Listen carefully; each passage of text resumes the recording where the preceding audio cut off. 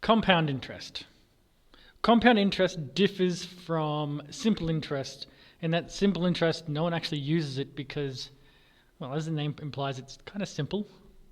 You're just being charged from the original principal again and again and again. The way banks work, the way loans work, actually works on compound interest. So let's look at that instead.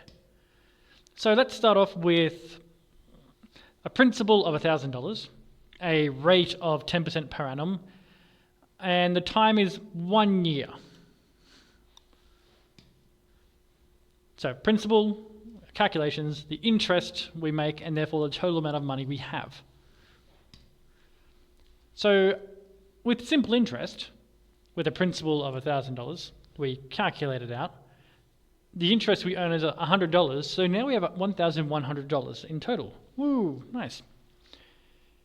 The way compound interest works is this. For the second year, your principal is no longer $1,000. It's $1,100. So for that second year, you have $1,100, which you calculate using simple interest, which means you made $110 at the end of the year. So now you have a total of $1,210. So for the third year, you have a principal of $1,210.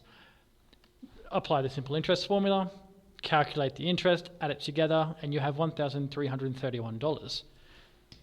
And again. And again. So compound interest is, compounding means it's building up on what's previously done.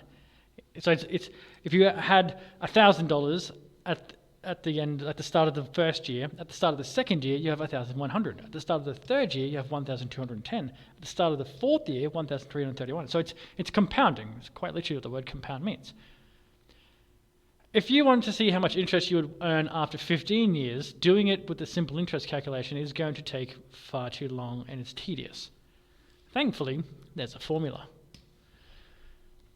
The total amount at the end of the year will be equal to your principal multiplied by, and this is the tricky bit, in brackets, 1 plus your rate divided by 100. So if your rate is 10, it's 1 plus 10 divided by 100. If your rate is 7, it's 1 plus 7 divided by 100. And then what's in brackets is to the power of how much time passes. And again, like simple interest, the time for your rate and your time for the time frame must be the same units of measurement. So if you're talking about years, they have to both be in years. If you use this formula, you can calculate compound interest for any period of time, for any principal at any rate. So let's look at an example. Principal of $1,000, rate 10% per annum, time is 1 year. So what we had on the previous page.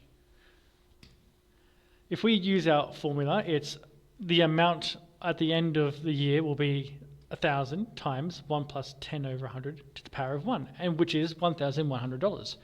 And if you look at the previous page, that's exactly what we had. We had $1,100. So what's the difference between simple interest and compound interest? I mean, they both have a principal. In simple interest, we use a capital R over 100. However, in compound interest, we use a lowercase r.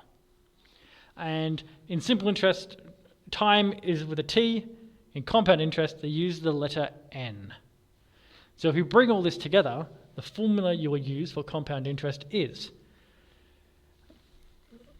the amount will equal your principal, and then in brackets, 1 plus r in brackets to the power of n. Now that r there is your rate divided by 100, because remember, 10% is 10 per 100.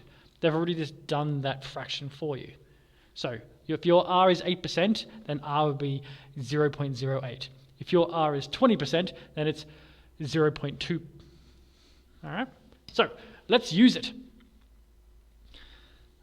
A person is investing money, they are investing $7,000 at a rate of 10% per annum for a period of 3 years. How much money will there be in total at the end of that 3 years? We've got our formula.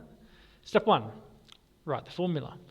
Step 2, substitute in your values. We don't know the amount, that's what we're figuring out. Principal is 7,000, your rate is 10 over 100, and n is 3. Step 3, isolate the unknown. Well, we've done that. Cool. Step 4, calculate. Solve it. You can put that into your calculator and it will do that. So $9,317. So that's the amount of money at the end of the year. But now the question is, how much interest did you earn for those 3 years? So the interest earned is basically your ending amount minus your principal, which is $2,317.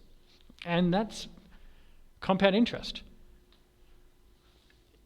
You can find out the value of A, you can find out the value of P, you can find out the value of R. To figure out how much time would have to pass to earn a certain amount of money, you'll have to do trial and error because we don't have, scientific calculators don't do that very well.